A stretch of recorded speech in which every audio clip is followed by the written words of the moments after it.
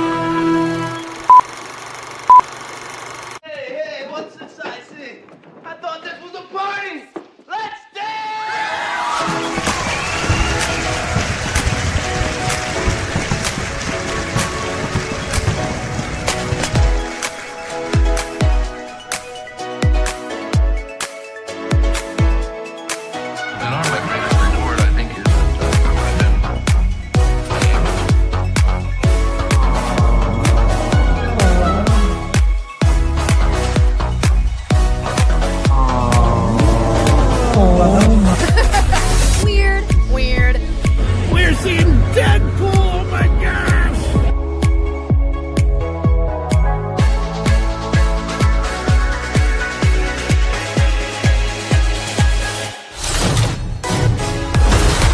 Things I wouldn't get.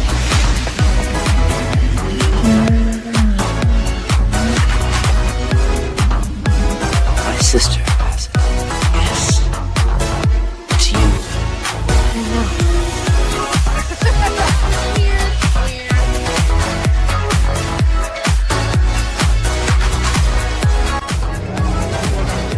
Wintertime here at Hogsmeade Village. Lieutenant Dane. Hello, Forrest. You got new legs. Titanium alloy.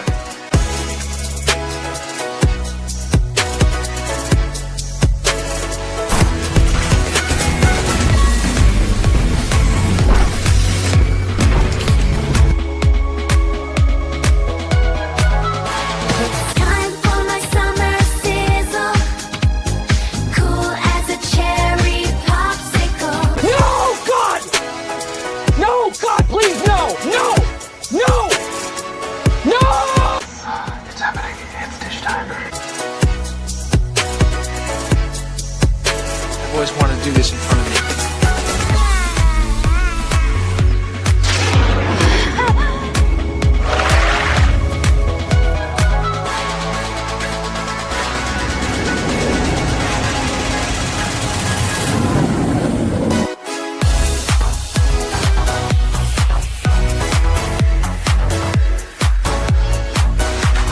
Creating content that enlightens and lifts you up. Dish, sir, dish. Me at Splash Mountain, just pepper these in here. Hello, everyone. This is Kermit the Frog reporting live from the final showing of Muppet Vision 3D.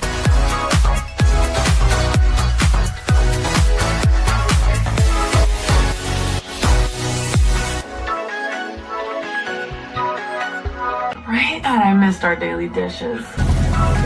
Yes, indeed.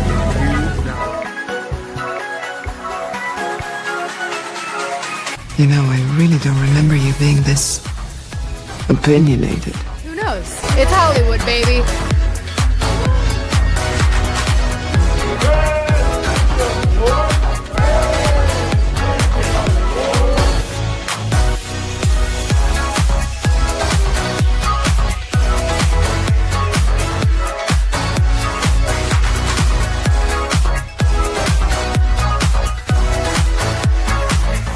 Ladies and gentlemen, it's time for the dish! Hey. So, let's dish. What do you want to dish about? Anything you guys want. This is your time.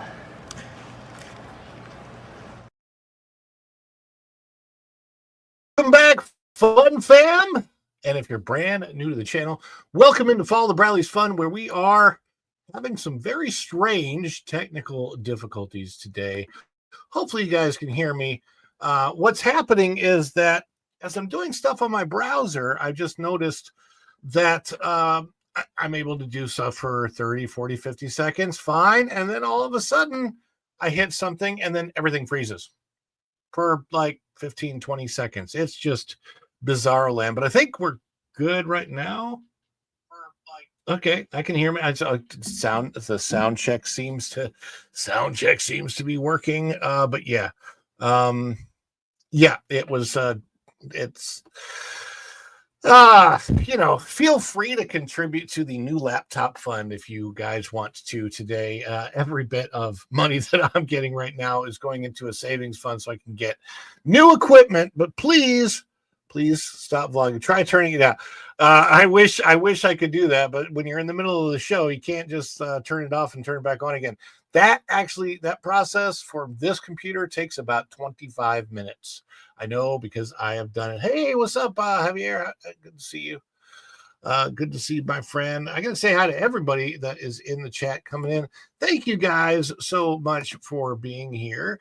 You are the cream in my coffee, the apple in my eye, the gigawatts, and of course, everybody that is here is the energon that makes this guy transform and roll out of my afternoon nap to be here with you. A toast, Autobots. Boy, these are good. I needed to refuel. Energy!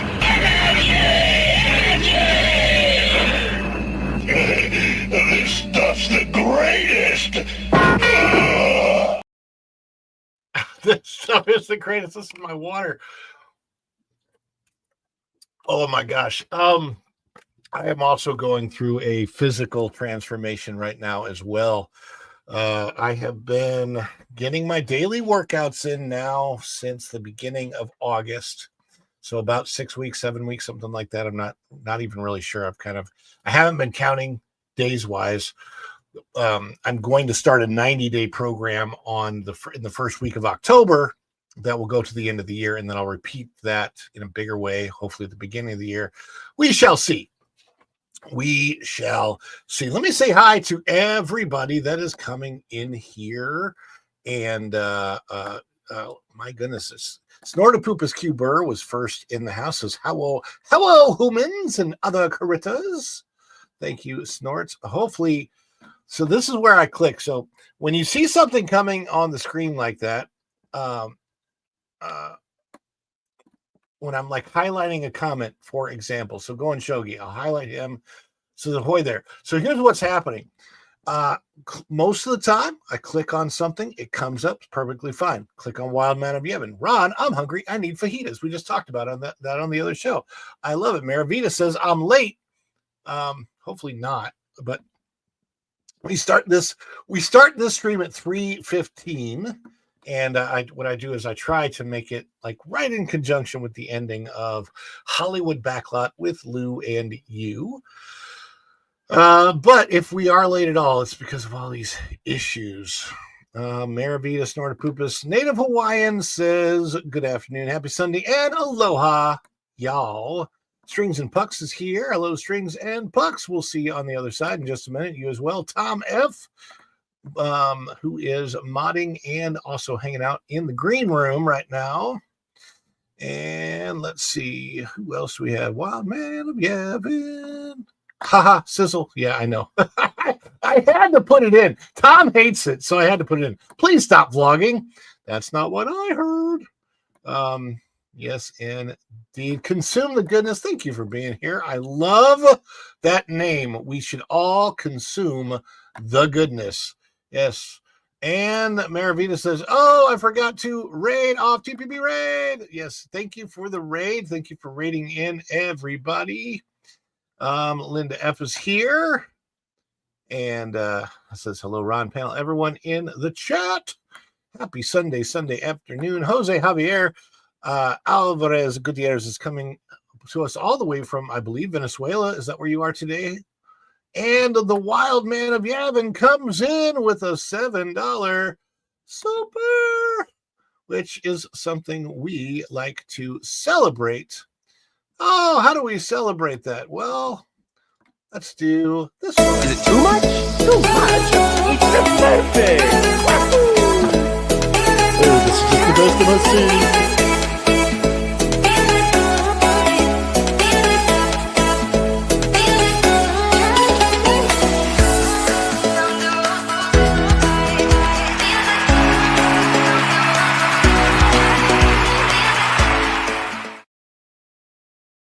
Man of Yavin for that. And yes, it'll go toward the laptop fund. Just need 100 more of those and we'll be good to go. Oh gosh. Yes, that was Transformers, Javier. I saw some new people come in Snuffles. Kaladin 910 is here. Yes. 3-day weekend. You did. That is fair. We're late for a very important date. By the way, the movies that Lou made us watch for yesterday, whoo boy, those are, if you guys have access to the Genre Guys and you see the episode with Lauren and myself and Lou, check those 2 episodes out. There's 2 episodes. Oh my gosh. Tom seems like a really good dude. Tom, sizzle is real. That's right. The sizzle is real. Did we just have something else come in that I got to celebrate? I'm trying to see. I want to make sure I don't miss anybody. But I just saw Maravita. Oh my gosh, coming in 50 for the laptop fund. Oh, thank you. That's going to help out a lot. And it's huge. I'm not kidding, by the way. I have a Windows 10 laptop that cannot be upgraded to Windows 11. Next month, 1 month from today, literally 1 month from today, support stops for Windows 10. So I will not be able to update this laptop. So thank you so much. It's going towards that fund, and I definitely appreciate it. And Go and Shogi says, thank you for the super. So anytime we get anything from you guys that we love you so much, we celebrate that. And we want you to celebrate along with us. So for those of you who are watching and you're new, or maybe you're watching on the replay and you want to come back to a live, we all celebrate together. That's you and us and me. So when we celebrate together, what does that mean? That means throw emojis in the chat. If you are a member of the channel, custom emojis. But if you're not, fireworks emojis, dance emojis, smiley face emojis, heart emojis, just no pooey emojis, please. But we're going to try it right now. We're going to celebrate from Maravita 50 for the laptop. Let's celebrate right now.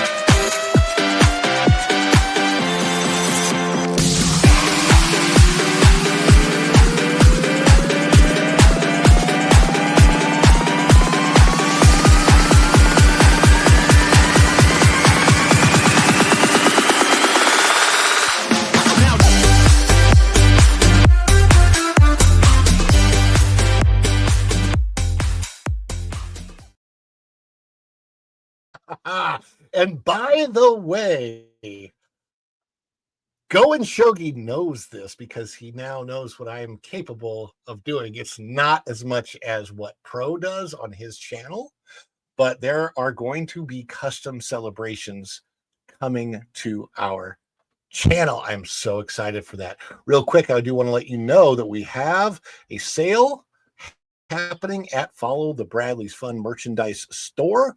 Go and Shogi, if you want to throw the link up there. Right now we have, and it's Go and Shogi actually helped design this shirt. And this is the Reed E. Creek shirt. It's Rest in Peace Reed E. Creek is the name of this design. It's available on lots of different shirts, but let me just show you the design because I love it.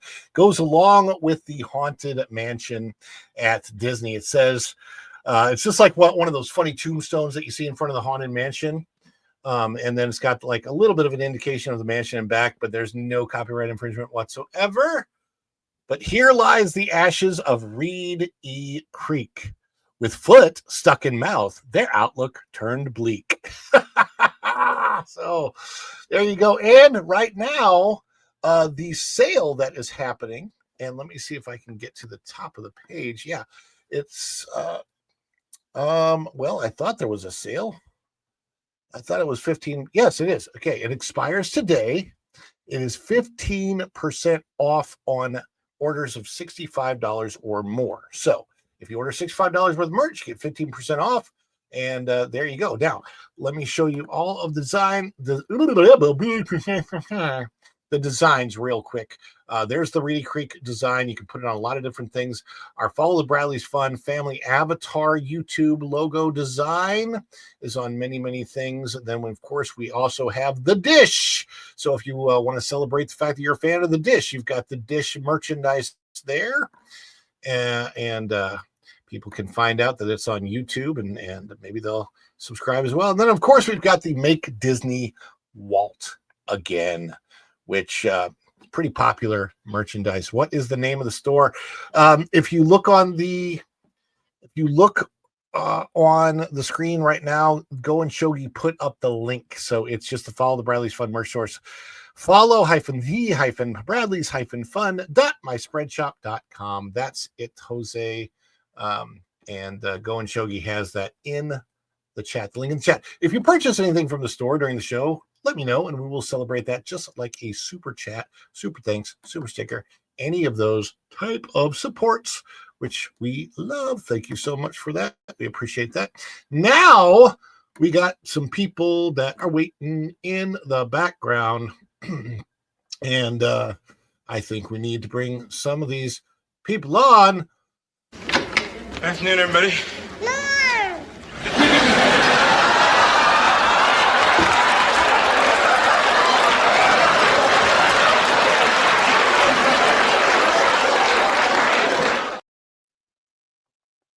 Tom! What's going on, Ron? I love What's your up? shirt. I shall salute your shirt. Thank you. Yes, indeed. And by the way, it actually has the Constitution on it too. Oh, really? Yes. I On the stand up back? and scare everybody. Okay. It's very cool. On the back. Nice. Very nice. Yeah, this is a week when we all need to stand up for all things that are good. Patriotic Americanism, good things. We haven't ignored the we haven't ignored the events of this week on the channel. If you'll see, I have we covered it in our Wednesday live because it happened on Wednesday. There's been a few days since then. I reposted a separate out video that was in honor of Charlie Kirk, a memoriam to Charlie Kirk. So that is covered on the channel. We're not going to go through that. I don't want to rehash it again. That's not what this channel is in particular is about, but we absolutely honor the memory of Charlie Kirk. We pray for his family, his friends, his loved ones. And right now, also for our country in general, treat everybody kindly. That's like literally just treat everybody kindly. And we can also treat everybody kindly through appropriate debate, appropriate public debate. I understand this comment. Absolutely. And I will tell you, I think a lot of us have absolutely felt that way. I just got off the phone with another friend of mine whose name is also Tom just before this. And it was, he was telling me like he experienced emotions this week he's never experienced before. And he's 41 years old. So it has been a challenging week. And I hope that we can bring you something that is more fun and a little bit lighter. And and that's what we are going to do our best to do. And with that, we need to bring in another good friend of ours because is that everyone? What, you wanted more? You wanted more, and you got Jeremy Strings and Pucks, Laura, and he's no longer a stuttering guitarist. He's just on the strings and pucks. Or is it picks or pucks? Strings and it's pucks. Yep. Pucks, because he throws pucks at the guitar when it doesn't make the right noise. It could be picks. It could be picks and pucks. I do. I used to combine the channel with hockey and guitar, but it started kind of doing its thing. So now I have a separate hockey only channel.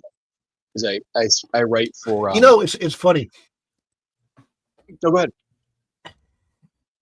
Oh no, I was just going to say it's funny that YouTube a pro often says, "Look, if we do a video about peanut butter and it takes off, we become a peanut butter channel."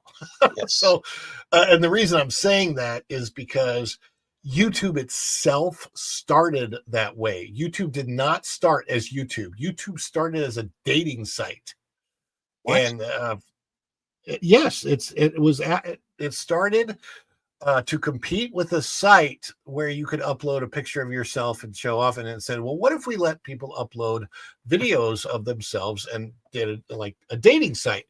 And they got nobody to take them up on those. This is 2005, I believe, in their beta phase. And but people were uploading other types of videos, and they're like, oh well, maybe we should just make it that type of a site. And YouTube history is so amazing and interesting to see. But I believe I am hearing another knock at the door.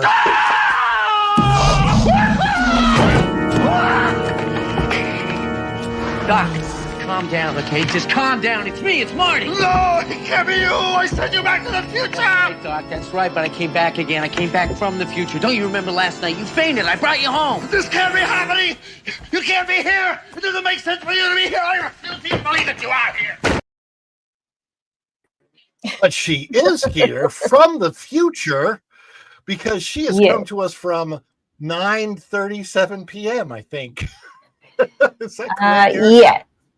I am 6 hours ahead in the future from you guys. Yay, I was right. I could do math. Yay. So in the future, does my pizza get here on time? Yeah.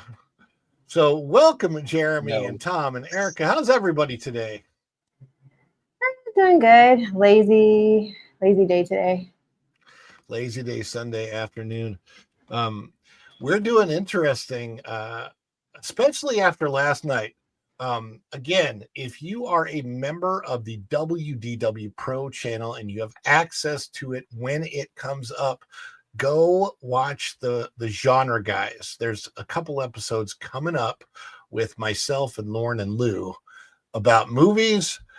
You just got to watch the episode. I don't really want to give it away more than that, but man, it was my first genre guys episode, and boy, did Lou throw me into the fire with what he asked me to watch. I'm like, I start watching it. I'm going, what is this? It's weird. It is weird. And I don't even want to go into how it's weird. 1969 movie, and then 1975 movie where Don Johnson starred in the movie as I think he's supposed to be 18 years old in the movie, and maybe he was like just in his young 20s in real life. So it was a long time ago, 1975, but he's an adult, but like a very young adult. So it was interesting to see Don Johnson pre-Miami Vice. So interestingly enough. Hey, hold on. I got, yeah, baby. I need some containers. Oh, my wife is here and she needs containers. Let me say hi to everyone. Okay, say hi. Because I cannot hear it. I cannot see myself. It's frozen up. Okay. My computer. Hola, there. chicos. Oh, there. I'm next to my husband. Hi, Jeremy. Hi, Tom. Hi, Erica. Happy Sunday. Hi, Virginia. Everybody. They're saying hi to Virginia. I'm telling you my postmark. Bye-bye. Yeah. She's on her postmark channel. And she's. Do you need help with that, baby? You good? Yes. Got it? This is not heavy. Okay. She says it's not heavy, so. Thank you. Good job. I'm sorry for the. So yeah, she's got. I'm good. That's my beautiful wife. I feel. Oh, baby, Javier says hi. Yeah, love is in the air. We hope so. We try and love each other. You know, it's amazing. The fact of the matter is, there are times in life where the only thing that gives us hope is our close loved ones, and thank goodness for that. Oh, so I am blessed. I am very lucky, and Virginia is also blessed because now she doesn't have to do any other charity work in her entire life. She married me. I'm all of the charity work that she needs to do forever. She deserves sainthood for that. I think so. Yes, she does. So instead of a marriage license, he signed a 501c3. Something like that. Yeah, my gosh. Before we get too far into the stream, and we are going to be checking in a little bit on movies today, and then hopefully a lot on theme park type stuff. But I want to share, and we will. I'm hoping this works when I go in to share it. I really, really hope this works. So I'm going to put this on the screen. I think. See, now I can't even see. Does this work? There we go. Mm-hmm. Yay. Okay, so we got the numbers, right?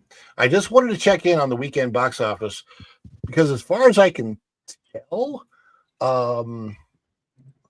wow. So Demon Slayer Kimetsu no Yaiba, the movie, is that playing here? Is that domestically? That is the yes, domestically. It's supposed to be, yes. I actually want to go see that. So that is a foreign movie that has grossed domestically $70 million, which, far as I can tell, is way more than a lot of our domestic movies from this year. Correct? Yeah. Did I stop? Did I freeze? You're back. Yeah. So, but am I right in thinking that $70 million is a crazy amount of money? And it has made more than most. Isn't that more than most Marvel movies made their first weekend this year? It's up there. I mean, you don't see a lot of triple-digit million openers, so 65, 70s is solid. 2025. Well, the series that brings this up, it's been on Netflix. It's an anime series. It's a really good series. Yeah. It's got a very popular following, loyal followers. So, that's the same with that K-pop. Why don't they just make stuff people want to see, and then people will go see it? Well, I mean, and K-pop Demon too Hunters. Much sense. Well, the thing about K-pop Lord, works. Yes.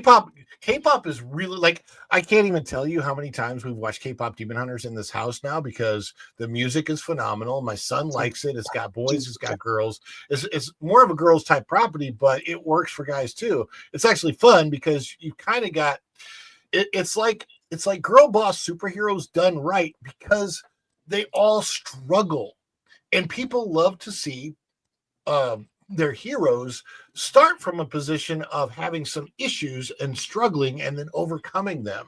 Whereas, like, if you take Rey from Star Wars, she's like, oh, I've never heard of the Force before.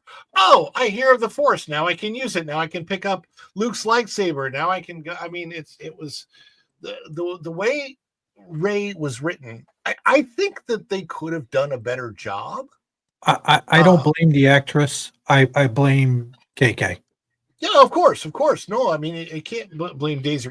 Daisy Ridley did what she was directed to do. Everybody in that movie did.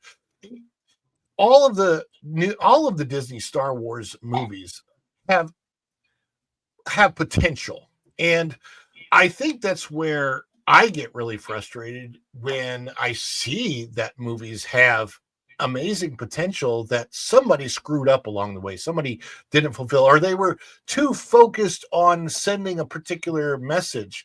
Sometimes not even necessarily a woke message. But I'm talking about in the beginning, I think one of the first lines, or maybe the first line in the new in episode 7, this will begin to make things right, which was basically just a jab at George Lucas for the prequels.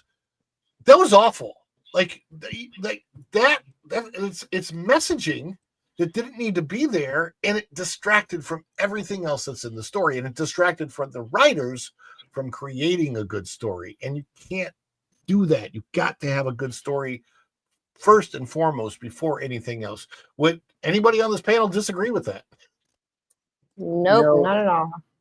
From what I hear, and we talked about this, I think last week, is there were scripts. Lucas has revealed his scripts, and even KK but they would do these rewrites out of nowhere for no reason, and then just start shooting scenes without a script. We talked about that. They're still doing that.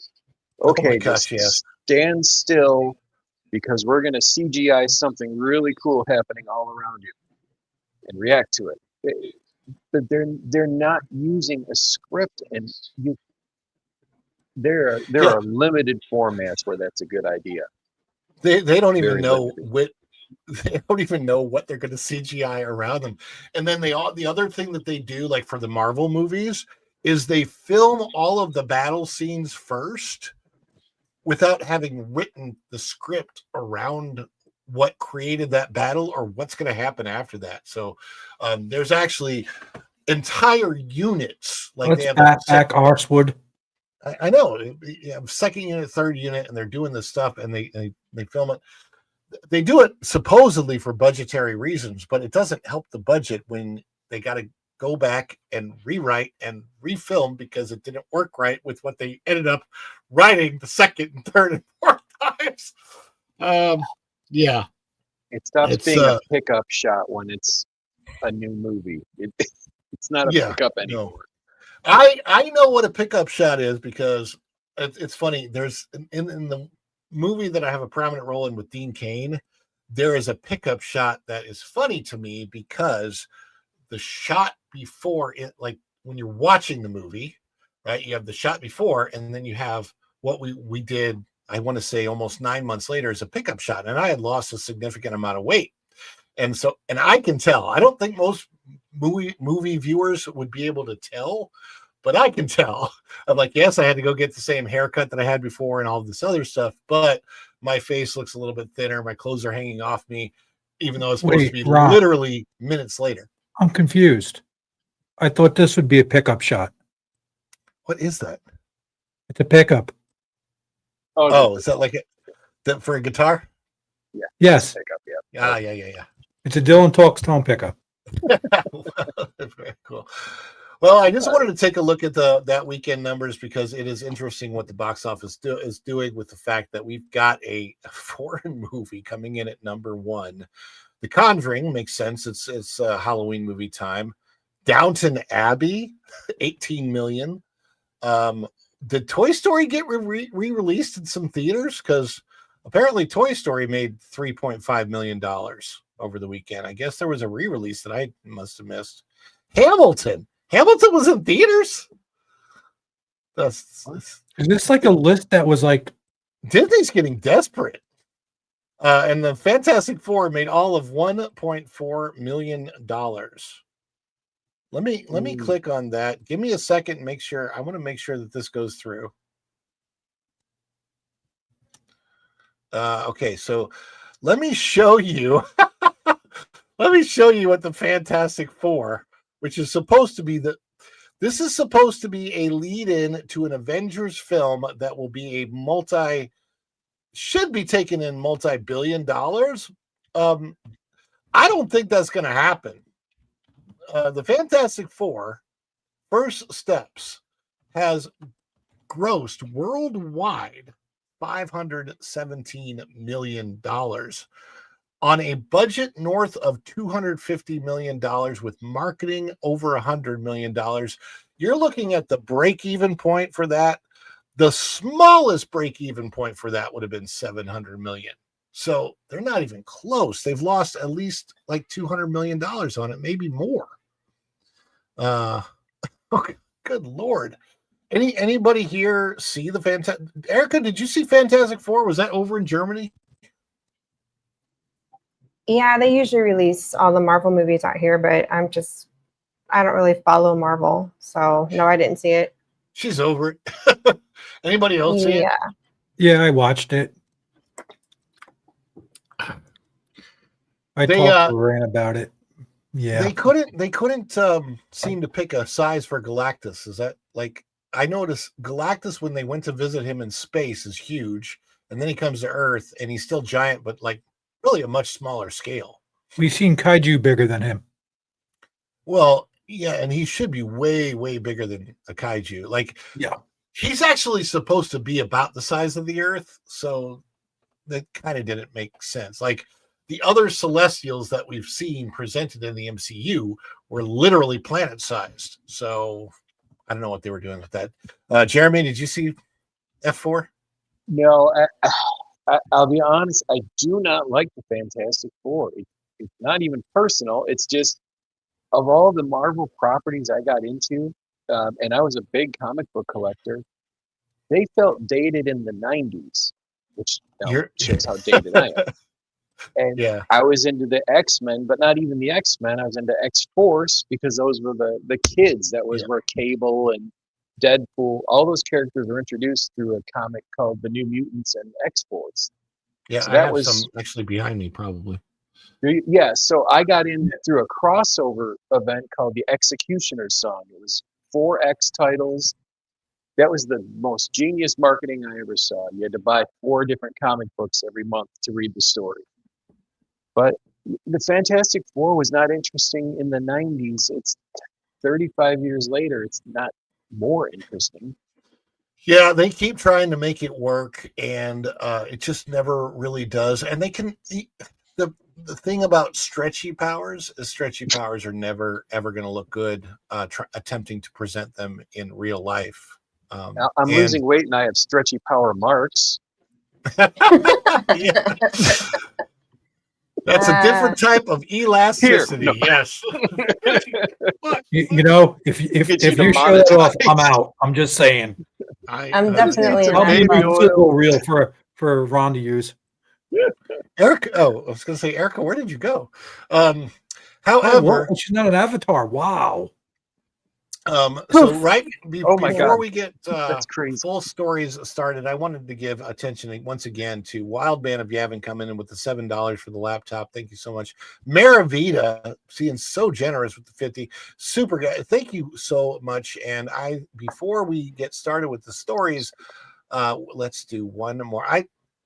I probably over celebrate on this channel, and I'm so sorry, guys. I do, but I love our celebrations, and I love to celebrate. So celebrate with us.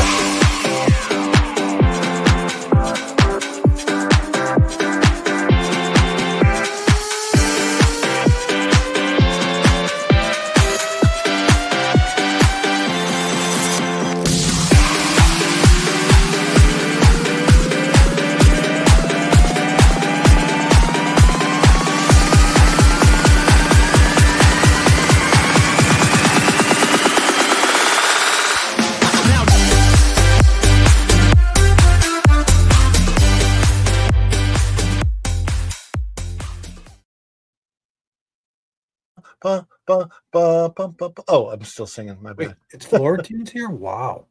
I haven't seen him in a while. Florentin. What is up, Florentin? I need to go meet up with you in the parks at some point in time. I know he lives close. Who did we lose? Jeremy Jeremy somewhere.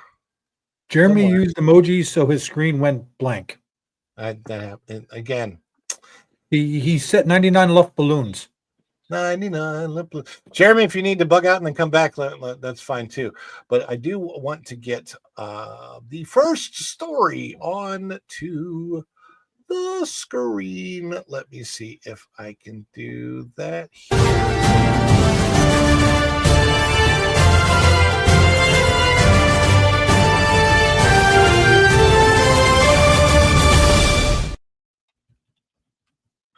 And where did it go?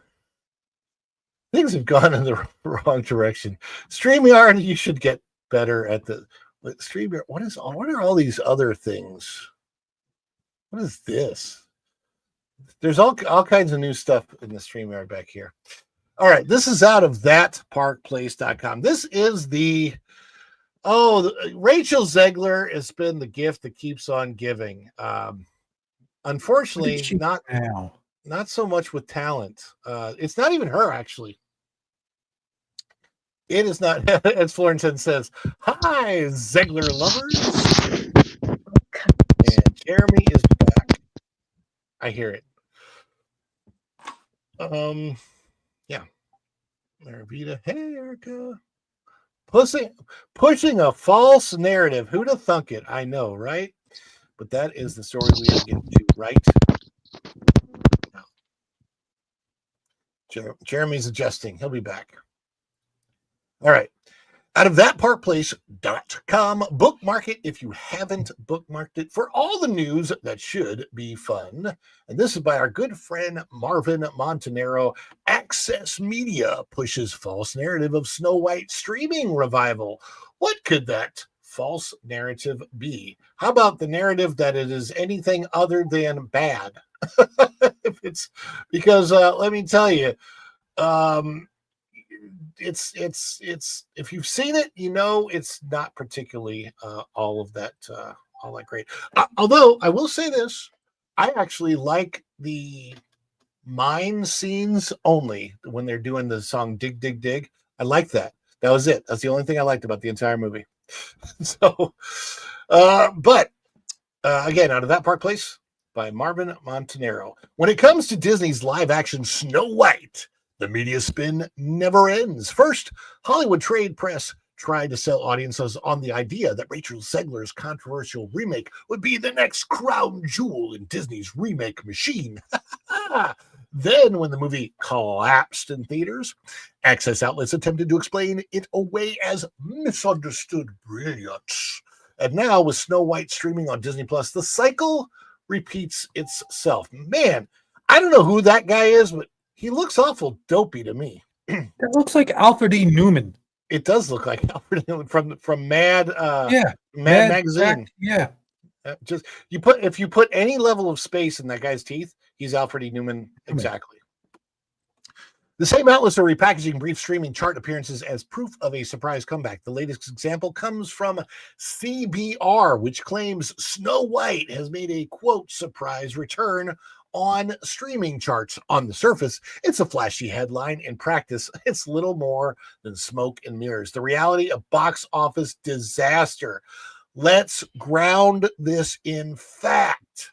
Snow White debuted to just $43 million domestically and grossed about $206 million worldwide against a production budget north of $240 million. Far north, if some reports are to be believed. Factor in marketing, distribution, reshoots, Disney was staring at a reported loss of roughly $115 million. Those aren't comeback numbers. Those are disaster numbers. Worse, the failure forced Disney to slam the brakes on other projects. The live-action Tangled remake, once considered a sure bet, has been quietly paused in the aftermath. A surprise return on Disney Plus doesn't erase the fact that this is one of Disney's worst remake rollouts ever. What do you make of the Snow White snow job that they are doing, trying to say that this thing was any kind of good whatsoever? They're full of emoji. Yeah. Mm-hmm. They are full of emoji. Let us read on a little bit. CBR Snow White streaming spin job. So what does CBR actually argue? Their piece highlights that Snow White popped back on to Disney Plus's international top 10 streaming charts, suggesting audiences are rediscovering it.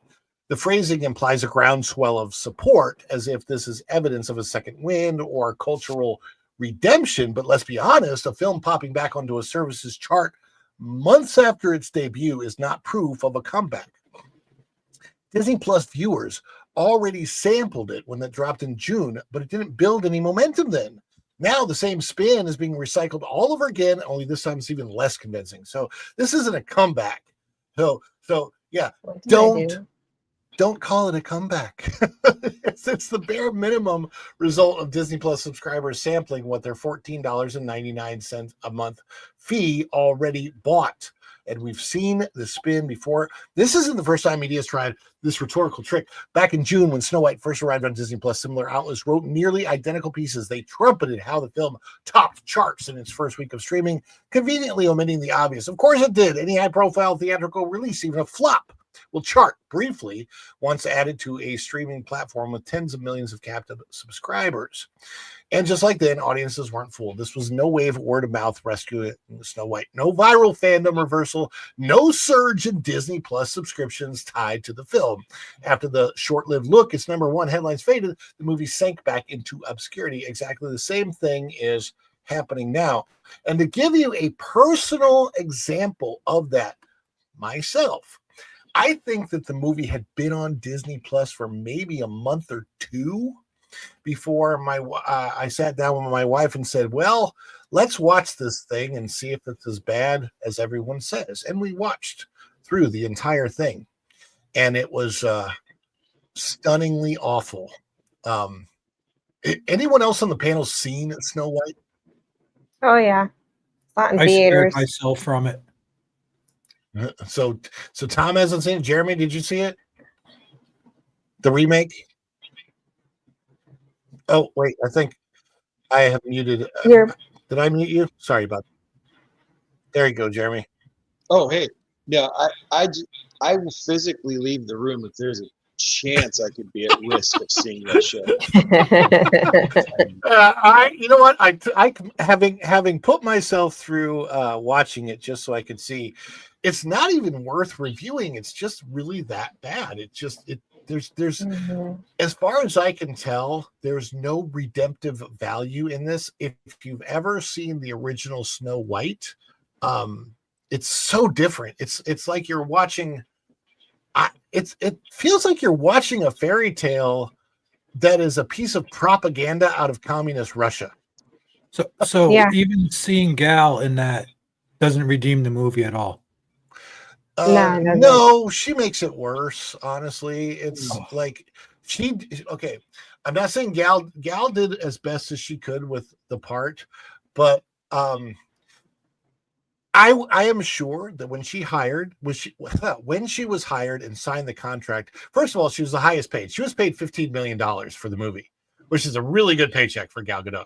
So I am not going to fault her for taking a $15 million paycheck to be in this movie. She had no idea what she was getting into with Rachel Zegler at the time, because Rachel Zegler was a complete unknown. So you would have thought, and Gal would have thought, oh, here's a young lady I can help mentor. That is clearly not what happened, and I do not think that they get along off the screen whatsoever. No. Rachel said blatantly racist things about the genocide of Gal's people. That does not go over well on set. Not really. That's a pretty bad thing to say, I would imagine. And also during advertising for the film on X, she comes into the advertisement and makes particularly polarizing political statements on purpose, which I think, I'm going to say free speech is fine, but please leave it away. You can put it on your own feed, but I wouldn't respond to it in actual advertising for the movie, which is what she did. She literally attached it to Disney's advertising. This was actually a big problem with YouTube in, I think, the mid 2010s, where at that point in time, there was not the regulation of content that there is now. And so like a whole bunch of advertisers pulled out of YouTube because their advertisements was coming up on content that they would not want to be known for. And I completely understand that. It's not a matter of free speech. It's a matter of what companies who do, like, companies don't have to follow the free speech guidelines. They can just choose pull out. And that happens. Erica, you saw it. What'd you think of Snow White? Oh, it was terrible. Me and Lorena shredded it. We watched it the same day. And then that night, we got on her channel and we just, oh man, it was so bad. I mean, we just like shredded it to pieces. There was, there was propaganda in there. Oh my gosh, the propaganda. And it was just, the acting was terrible. The songs, the fact that they didn't even stick to the classic songs that we all know. The CGI was worse than what we were already reporting on. I'll say this. I liked I liked the way they did the dwarf songs, but I could not stand the CGI dwarfs while they were doing them. So it was really weird because in my brain, I was going, if they would have just hired real little people actors, this would have been that at least those scenes could have been redeemable. But what's really weird is you actually have a real dwarf in the movie who sometimes stands next to the CGI dwarfs, and it's bizarre. It's like, what was your point in doing that? It's just, and then the storyline with like Dopey and how was it Grumpy was the one that was like bullying him or something, and I'm like, okay, that is not Walt. Like, no, well, how did that even enter into this? And yeah, there was just so much in there that was nothing like the classic, and I mean nothing like the original. It was just so offensive at so many levels. Yeah.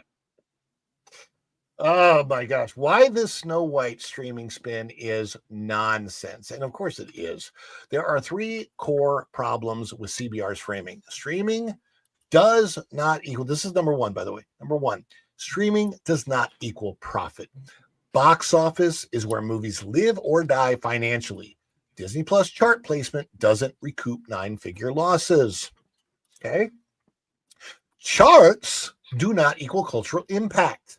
A week at the top of a service's carousel is not the same as becoming a beloved classic or a hit with staying power.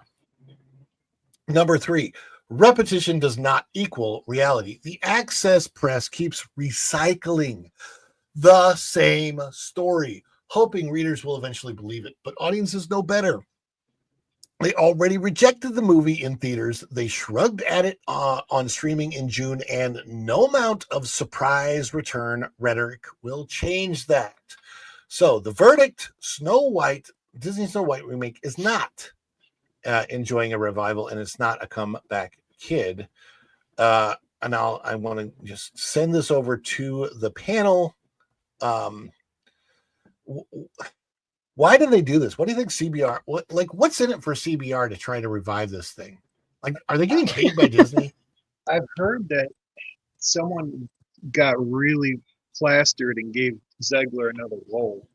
So this feels like one of those things somebody does before they announce, and through the surprise cult hit classic, the actress, all 3 feet tall, who's now going to be in the toxic whatever. So I think she's coming back to Hollywood, and they're just paving the way with food. I don't know. I mean, she has a movie that's coming with Aunt May, the last lady that played Aunt May, the young. Why can't I think of her name right now? Italian, dark hair. Why can't I think of her name? I think she's in What Women Want too. Somebody in the chat. Torme or Tomei? Yeah, Melissa Torme. Yes, yeah. Marissa Tomei. I think she has a movie coming with Marissa Tomei, but not like a big blockbuster type of movie. Nothing like Snow White. And as far as I can tell, it's already in the can, meaning that it's shot and being edited, and it was. I believe that was all done prior to the ending, like prior to Snow White. Like Snow White was filmed 3 years ago, like finished, wrapped. I think it wrapped in 2022 filming. And then they went back for reshoots and stuff. But boy, what a mess that was. It did sadly create another version of Snow White people wanted to see, but will never get to, because that was another debacle, and that was on the other side of the aisle completely on Daily Wire, unfortunately, because it would have been fun to see that version of Snow White, but that's never going to get made. Shot a lot of footage for that too. I mean, at least a lot of teaser footage. Yeah, well, from what I heard, they only shot 1 day of that teaser footage, and then and they had it all set up, and they did it, and they got it out, and they had other things edited into it. Of course, it's also really easy with something like that to get 15 seconds of AI footage now and just throw that in. But that was a debacle. That's a whole nother story. But I still would have liked. I would rather watch that 15-second teaser trailer than all of this Snow White. Regardless. The one thing I have seen, because you will get clipped to death by this movie, was comparing Snow White when she goes into the cottage and she cleans it and does everything she can to be endearing, as opposed to someone going in, you really should clean this. I'm sorry. If I'm going to steal your food and take one of your beds, you really should tidy this up. And that's what it felt like, anyway. It was a remake of when Eddie Murphy. What was that movie where he stole a house? Eddie Murphy came in and literally stole somebody's. Remember that the house was under construction. I don't remember the movie, but there was a house under construction. I'm trying to remember that. It was hilarious. Eddie Murphy's character comes up. Was it one of the Beverly Hills? Maybe it was Beverly Hills Cop 2. I don't remember. Anyway. One of those movies. Somebody in the chat will probably know what I'm talking about. Where Eddie Murphy comes in, and the house that's got scaffolding on it, and he's like, "Hey, this is supposed to happen this way." And talks to the people working on it, and finally just says, "Look, you're doing this all wrong. We got to sort this out. Just go home until we know what's going on." And then he just takes over the house. And that's what it felt like. Rachel Zegler comes in. She's woken up by the dwarfs and says, "You know, when I fell asleep here, I didn't realize how dirty this place was. Now go clean up and cook me something." Push your little dwarf rear end in the kitchen and make me a pot pie. Oh my gosh.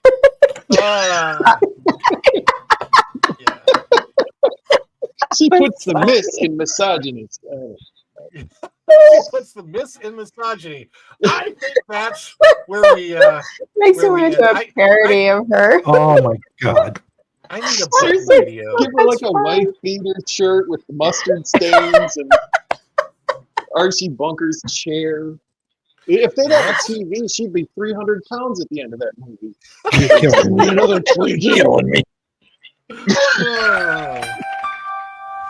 Lowered expectations.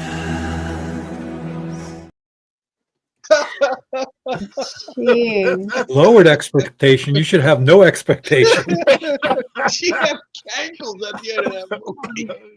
Got this raggedy old, like, young girl with a wine in her hand, drunk, and just ordering all the dwarfs around.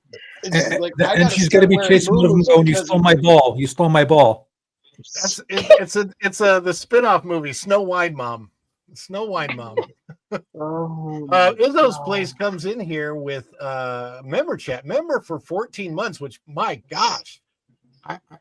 Has it been that long? I realize that there's probably new member icons that I need to come up with, because I think I only did up to 12 months, and I'm like, I better do more.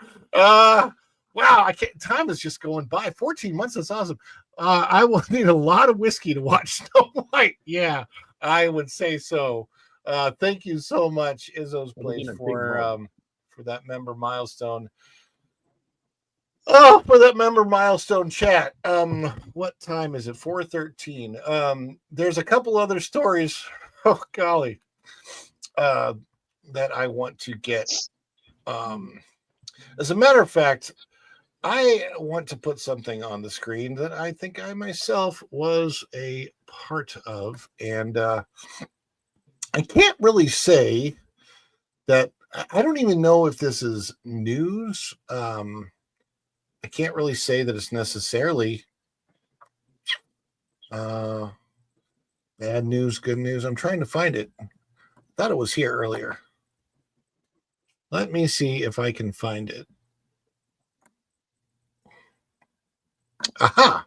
I think I did find it. All right. So I'm just going to say that this may not be considered the best of I have news. news. What type of news is it? Well, to be perfectly frank, it's bad. Maybe if you tell me the bad news in a good way, it won't sound so bad. The bad news in a good way. Yes, I can do that. Well, here goes. Wait till you hear this. The bad news in a good way. This is out of thatparkplace.com, and this is my own editorial, guys. This is by me, yours truly. Is Walt Disney sending a message from beyond? Send us a message from somewhere beyond.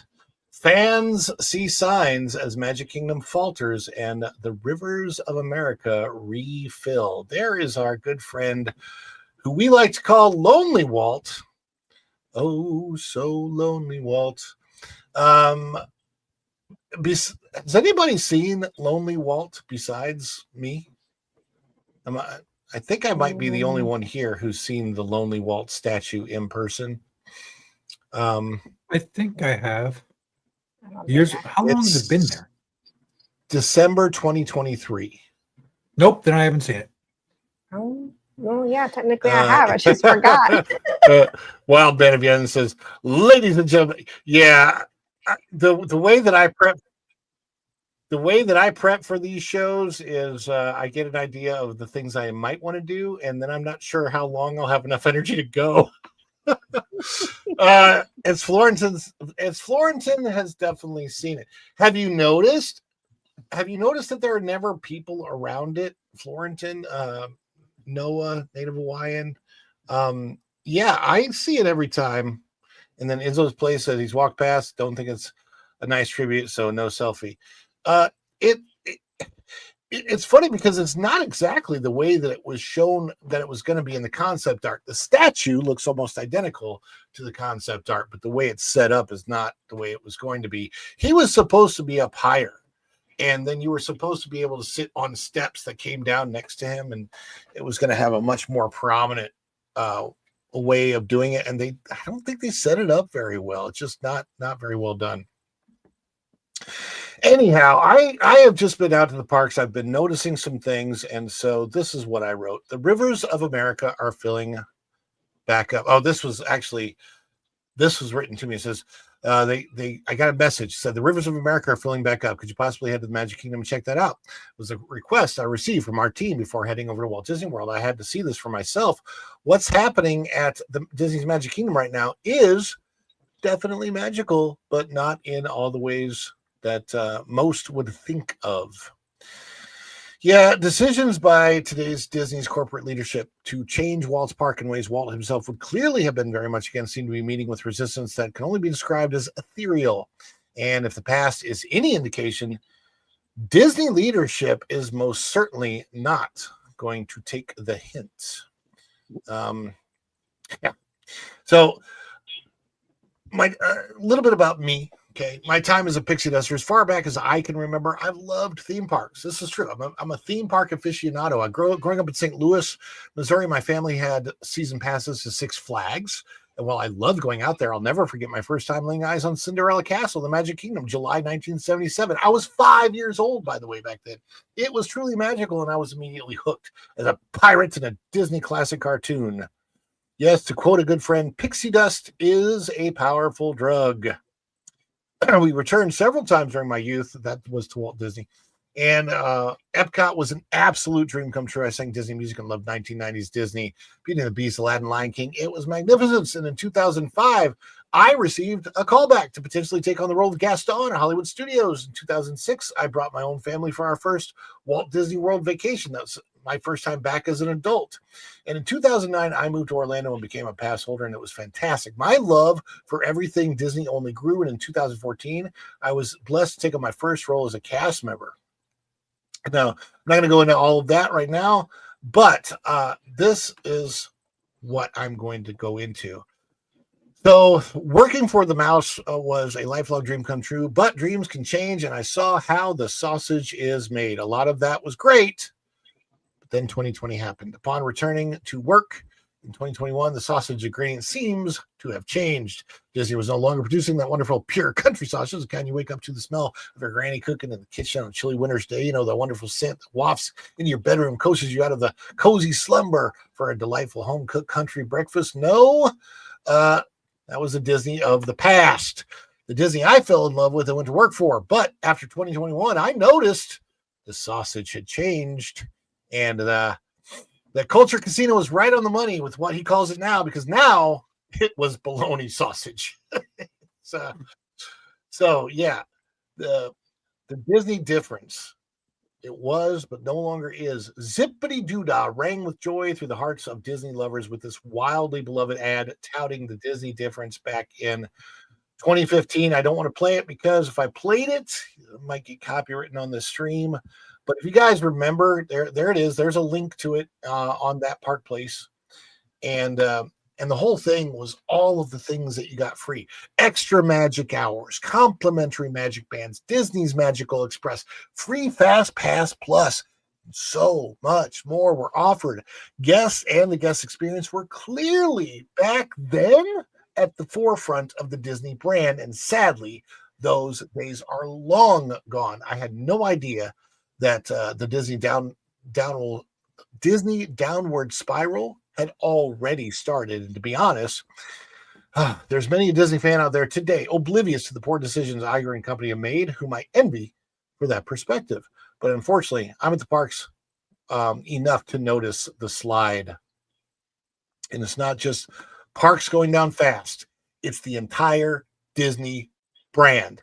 Ideological messaging that flies in the face of the traditional family are being injected into Disney television shows and movies, extending to the now Disney-owned brands of Pixar, Marvel, Star Wars, and has come to the parks as well. That messaging that skews in a particular direction and direction clearly in opposition to the morals and ideals firmly held by Walt is like a poison to creativity.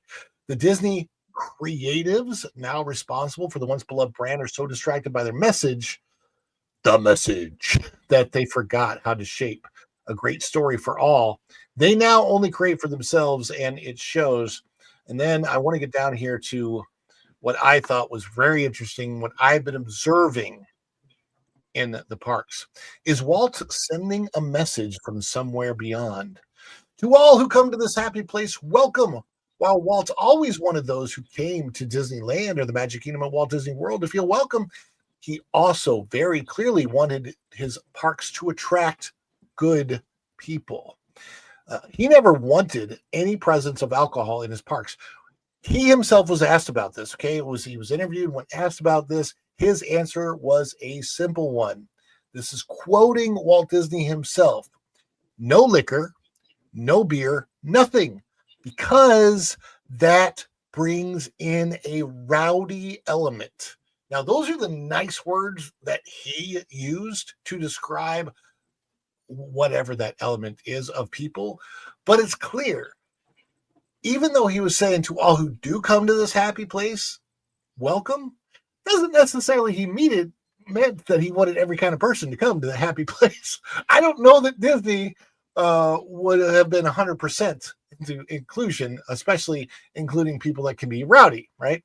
Brings in a rowdy element. We've seen that rowdy element. We've seen it in the parks now today. We've seen fights break out. We've seen people get drunk and climb up the Mexican pavilion. We've seen a lot of that rowdy element come to those parks. And Disney said that brings people that we don't want. Again, let me reiterate that. Walt Disney said this. That brings people we don't want, and I feel they don't need it. Walt was clear. He wanted families to enjoy the park without any type of potentially immoral or distracting elements. His parks were meant to be enjoyed by the vast majority of people, but not necessarily everyone, and that's okay. But now, current company leadership is putting bars everywhere they can. And by that, we mean alcohol bars. The latest to open is the Beacon Barrel at the Magic Kingdom. The alcohol-forward establishment opened to the public on August 29th, 2025. And with the opening of that bar came a massive blackout. Yes, the same day the bar opened, the entire Walt Disney World Resort experienced major power outages from the morning and throughout the day. The monorail went down, rides stopped, guests were stuck in eerie situations, and well over 40 attractions went down. Outages affect the stores, restaurants, the entire Walt Disney World operation. Some experts estimate the company lost millions of dollars in that single day from the outage. Couldn't help but wondering, is that Walt sending a message of disapproval from the spirit world? Walt also designed the initial concepts of Tom Sawyer's Island, Rivers of America, that have currently been shuttered to make way for a non-frontier era land called Piston Peak. themed in the vein of the Cars movie franchise. Imagineers began to drain the river in July, and the riverbed was nearly dried up. That didn't last in recent weeks. Rains have completely refilled the waters, and what they may be struggling against is the very spirit of Walt himself. One can only speculate, but as I gazed upon this site with my own eyes last Tuesday, it felt like Walt was sending a message, a severe and strong one. I got to go to the panel on this one. What do you guys think? I mean, this is my own speculation, my own opinion, but it feels to me like Walt, maybe he's sending a message. Maybe no, it's not Roy. Or Roy, or any of the Disney family. I mean, I don't know who Madame Leota's got a hold of. If Roy sent a message, they get audited. It'd be totally Yeah, that's funny. That's really funny. What do you think is going on, Erica? I mean, massive blackouts the day the first bar in the Magic Kingdom opens. The rivers of America filling back up, and they can't drain them. I mean, dogs and cats living together. Mass hysteria. I mean, they're so slow to do anything. They can't get ahead of the weather, so it's no mystery, that this is happening. I mean, if you're not ready to fill the swamp, then don't drain it. I mean, it's kind of that simple. I believe, Erica's right. It's very well put. I was talking to Lorena the other night about this, and it's like, you picked hurricane season, or rainy season. Exactly. You could have made money on this right till the end of December. Oh, absolutely. Absolutely. And then just did it then. But no, what had to do it now. What was the day that they closed the rivers of America July down? 5th. Yeah, right after the 4th of July. Like, oh, okay, celebrating America, that's done. No more. I mean, if they would have, go ahead, Erica. They're all about their passive aggressive messaging and sending a message to whatever group they want to convey that to, and it's really disgusting. I'm tired of their, I'm gonna say it again, passive aggressive behavior when it comes to this. Just make business smart decisions, and I don't know, maybe you might make $1 in return. Jeez. Erica, you forgot one thing. Iger doesn't do that. No, yeah, he don't even. I'm gonna shut up now. You don't shut up. Well, Keep going, Erica. This is a free day. I mean, just roll it out. Roll it out. Wait, I'm double checking. I want to make sure I didn't miss anything in the supers or with gifts or anything. Did I miss anything? You guys know? Not that I can see. Okay, I was just looking at the back and making sure that was like an hour ago. So, what Erica said is, I made the joke about Roy Disney, but the reason I know so much about that relationship was actually the book written about the rise and fall of VeggieTales. And the guy who started all that said, I tried to be Walt Disney, but I never had a Roy. Roy Disney and Walt had these famous fights. Yeah. Where Walt was like, let's spend every last penny to make it the best it can be. And Roy was like, how about this instead? You can have 2/3 of every last penny, and we're going to save the last one for the audit. And they would just duke it out, but there was balance. Roy was there for corrective reasons. They have no more Roy. They don't have Walt either. I don't know what they have, except maybe, I can't say that on air, but they don't have the spirit of either the creativity or the fiscal responsibility. Yeah. So what exactly are they running the ship with? I think the only other time they had that was when Wells and Eisner were working together before Wells died. And from that point on, you have just seen a slow decline, and then Iger got in, and it just went to a more rapid decline. And now it's like in super speed. Twice. Iger's been in for a long time. Yeah. Yeah, And I think he had pushback until he removed people. Chapek was think 8 what months of happened- salience. Well, here's what happened with Iger. Iger got in and he didn't know what to do with the company. So he did the only thing a weatherman would know how to do, and that's buy stuff. And that's what he did. He went to work. Wrong about the weather. What can I buy? So he bought Pixar, and then he bought Marvel, and then he bought Star Wars, and then he bought Fox. See, And that's where he was wrong. He got away from Disney being Disney and started buying crap that had nothing to do with Disney. Had he because not he's spent not creative. any of that money. Well, then find the people that are, if you're not that creative person sitting in the seat of CEO. Like, tap into your weakness. Iger didn't want to. Iger wanted to be president. He wanted to be president of the United States. So rather than tapping into finding creatives, he actually replaced all the good creatives with people that would kiss his tushy. And we're also extremely far left people that he put in the higher positions at Disney so that they could go tell their friends in politics. Dumb Tush should have gone and sought out a political science degree, if that's what he wanted to pursue, instead of going into an entertainment company. It's like, if you want to do politics, then do politics. Well, Ron, you're kind of a Disney historian, honestly. I think you are. So is this timeline correct? Because I keep thinking about this. So Disney acquires Pixar. They shut down their own internal CGI artists, and everything goes to Pixar. Then they shut down Pixar and bring it back to Disney without John Lasseter because he gives uncomfortable hugs.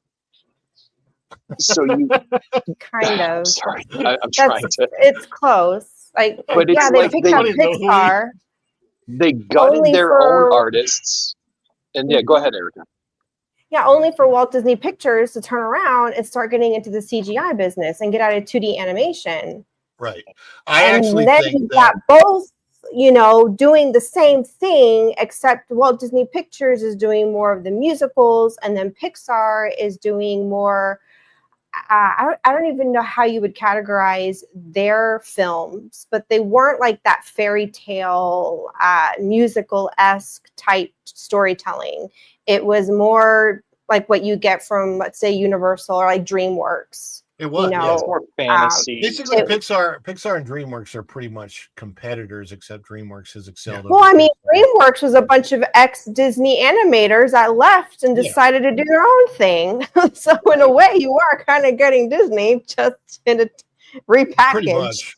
No, yeah, it's the whole thing. The whole thing is upsetting to me because you're right, Erica. Disney has basically, under Bob Iger, Disney's gotten away from being Disney. They're not what they haven't created anything of their own. And the stuff that does sell and prints money is, guess what? The stuff that was created by Disney that is bona fide, legitimately just Disney.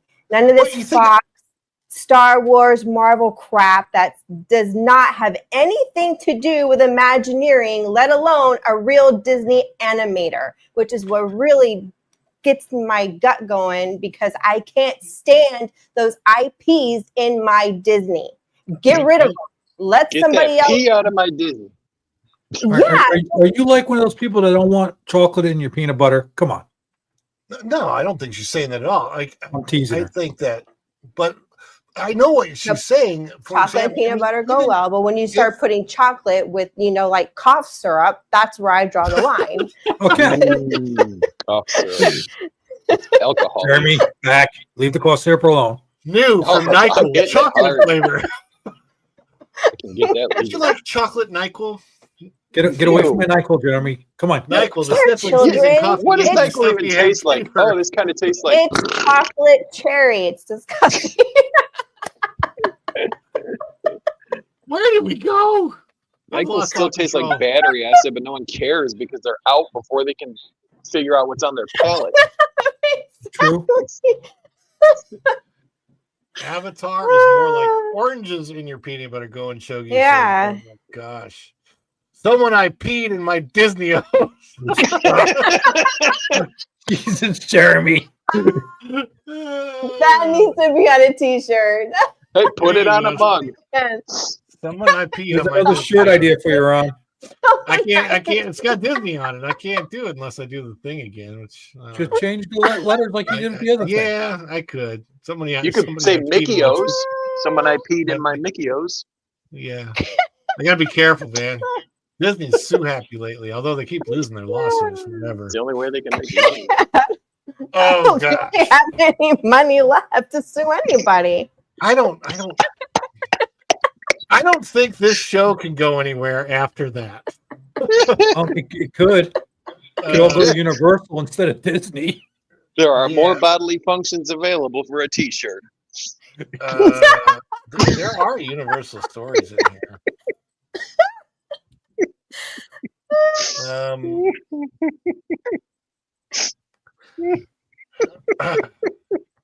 Oh my gosh! I'm gonna save. Has a good question. I'm gonna save something. At what point will the company revert to Walt's values? They won't. At the point when Can they I answer that? Yeah, go ahead. When we figure out what the winning lotto number is for the Powerball, is probably around the same time. What's that up to now? Is it 1.6 billion? Is it 2 billion? I don't know. I don't know what the number is. Just thought of such a funny parody just now. It's that Disney diapers and the whole IP thing. It'd be such a funny commercial. I pee in my Disney adult diapers. I had another IP, but nobody noticed. Like a pull-ups commercial. No, Disney does have pull-ups. You know, they partnered with them. It's funny. Someone I peed in my adult diapers. Disney adults need Disney adult diapers. Oh, that's awesome. Wait, Ron, can we get you and Marvin to wear those diapers around and say, I peed in my diapers? Oh, God. No. Would you walk around? Come on. Only if they made leopard prints. No. If I give you a rainbow colored one, will you do it? Oh, that's worse. I think I'd rather wear a leopard. Mickey's Magic Kingdom Rooters beats the crap out of winning.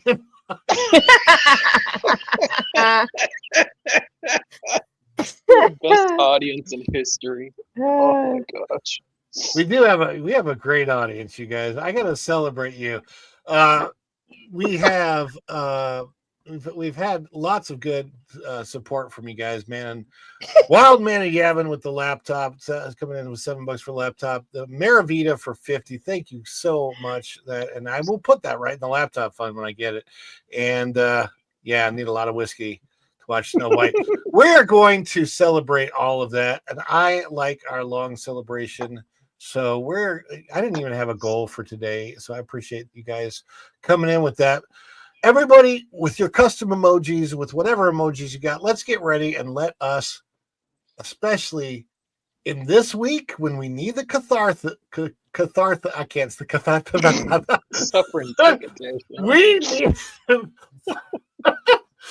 suffering succotash. We need the catharsis.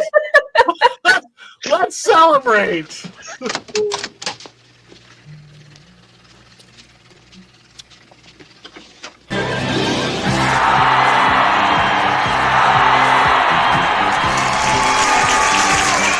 Is it too much? Too much? It's perfect! Wahoo! Oh, give me a break. I couldn't be more excited.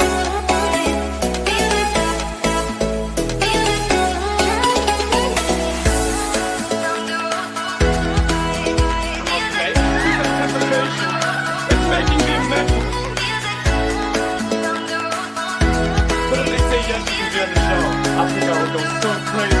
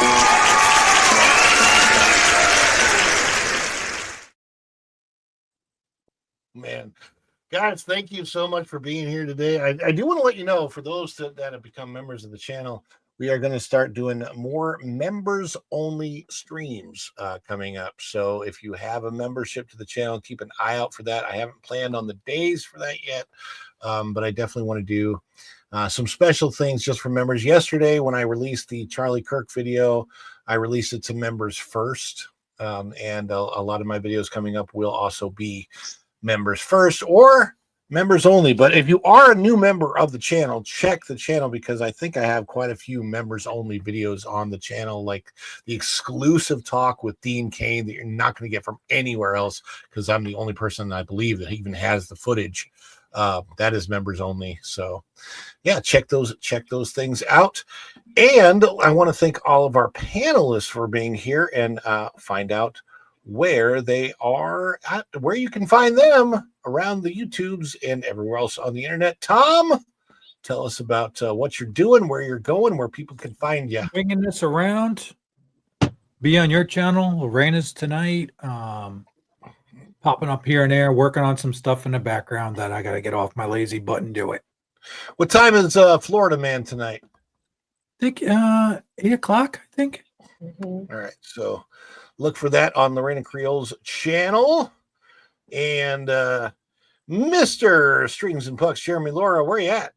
What you doing? Oh yeah, go to Strings and Pucks. Without talking about the weeks we've kind of had, I put up a special performance of a song I used to do in church a bit today called This Is My Father's World. Just trying to bring a message of kind of things are still calm in times when you look for them in the right place. So those type of performances I'm doing twice a week on there, building up to a live stream. So I need to get to 150 next, so please come and subscribe. Subscribe to Strings and Pucks. There is his link in the chat. Thank you, Go and Shogi. And last but never least is our princess of the internet and the best backdrops on all of YouTube. That is our good friend Erica from Hangin' with Erica and Raph. Coffee and tea time. Where's your Halloween? Oh, yeah, I should be Halloweening and I'm not. Every day it seems like we're getting different news and new news on our status of being here in Germany. So the Halloweening's kind of been put on the back burner. I don't want to get too far ahead on decorating or spending money if we're going to just turn around and pack up and move. But I am streaming surf hopping or surf, what do they call it? Stream hopping. There you go. I'll be on Lorena's tonight at 8 for her Florida Man stream, and I'm on T3PO. And here, when wherever I'm invited, I hop on. So Dad Man Walking 55, so when I'm invited on his stream, if I can make it, I'm there. So yeah. Dad Man Walking 60. I was trying to find somebody put it in the chat. Lorena's on at 8:05 tonight. I think she's got the link up. This show, I still have not been able to stretch it out to 3 hours, which technically it's supposed to be. But it will redirect you to Valiant Renegade, but Valiant comes on at 6 o'clock. So feel free to go elsewhere between now and then. And again, thank you so much. Everybody, is there a link for Lorena? Do you have a link? Go and Shogi, do you have Lorena's link? Put that in the chat. Wild man, if you haven't. Yeah, there are some things that are going on in my household that and just a lot. I'm actually doing a ton of writing right now for thatparkplace.com and trying to figure out my life, trying to get things scheduled wherever they may be. There you go. Subscribe to Lorena Creole. There it is. And Maravita says, perfect. Thanks. So thank you, Tom and Jeremy and Erica. And thank you so much for the wonderful love and support from this great audience. Maravita, Wild Man of Yavin, Izzo's Place, Go and Shogi, all of the other mods, Native Hawaiian and Tom and everybody that's modding, and my beautiful wife for popping in here for just a moment. And I will be back. We will be back tomorrow at 8 p.m. leading into the pro show. So from 8 to 10 p.m. on Mondays, leading into the pro show that starts at 10 p.m. and then 8 to 10 p.m. on Wednesdays leading into the pro shows that starts at 10 p.m. Eastern time. So if you happen to be on the West Coast, I believe that's going to be 5 to 7 p.m. and the pro show should come on and go from 7 to 9. I believe that is how that works, unless I'm wrong, because I don't know my science or something like that. And then Go and Shogi also put my shop link there in the chat. So if you're wondering about the shop, because I know somebody asked earlier, there's the link for the shop that's in the chat. And Wild Man of Yavin says, yeah, I'm usually sleep by 8. 2 a.m. comes early to get to. Oh my gosh, yeah, I totally get that. Totally get it. Always a replay available, and hopefully I'll be cutting more of these into individual videos. But until pressing things. Until next time, guys, thank you all. Thank you, Tom. Thank you, Jeremy. Thank you, Erica. Thank you, audience. And we will, in fact, see you real soon. Bye, everyone. Ciao. Dishes are done, man. Cleans them down to the shop. Ah!